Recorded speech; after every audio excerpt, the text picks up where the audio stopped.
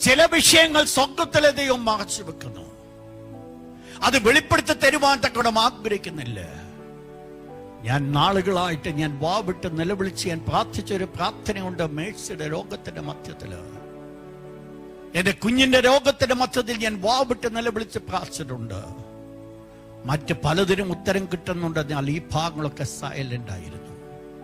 ഞാൻ പലപ്പോഴും ഞാൻ ദൈവത്തോട് ചോദിച്ചിട്ടുണ്ട്, കർത്താവേ, എന്റെ ജീവിതത്തിൽ തന്നെ മറ്റു പല കാര്യങ്ങൾക്ക് നീ ഉത്തരം തരുന്നുണ്ട്, പിന്നെ എന്തുകൊണ്ട് നീ ഉത്തരം തരുന്നില്ല? അതിനുപോലും സ്വർഗത്തിലെ ദൈവം എനിക്കൊരു മറുപടി തന്നില്ല. പക്ഷെങ്കിൽ ഒന്ന് നമ്മൾ മനസ്സിലാക്കണം, ചില കാര്യങ്ങൾ സ്വർഗസ്ഥനായിരിക്കും ദൈവം മറച്ചു വെച്ചിരിക്കുകയാണ്. ദൈവം ആഗ്രഹിക്കുന്ന ഒരു കാര്യമുണ്ടായിരുന്നു, കണ്ണുനീരിൽ താഴ്വരയിൽ കൂടെ കടന്നു പോകുവാൻ. അതിന്റെ കാര്യങ്ങളൊക്കെ ഞാൻ മനസ്സിലാക്കിയിരുന്നെങ്കിൽ ഒരുപക്ഷെ അത്രയും നിലവിളി വരത്തില്ല.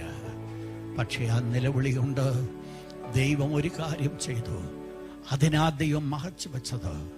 വാവിട്ട് നിലവിളിപ്പാൻ സ്വർഗത്തിലെ ദൈവം എന്നെ അനുവദിച്ച അതിനു വേണ്ടിയാ. മറ്റ് പലയിടങ്ങളിൽ ഒരു അനുഗ്രഹമായി തീരേണ്ടതിനാണ് ആ നിലവിളി ഒരു അനുഗ്രഹമായിരുന്നു. കർത്താവായ യേശു ക്രിസ്തുവിന്റെ പ്രഭാഷണം നമ്മൾ പഠിക്കുമ്പോൾ അത് മുഴുവൻ യേശു ചെയ്തതും ഇത് തന്നെയാണ്.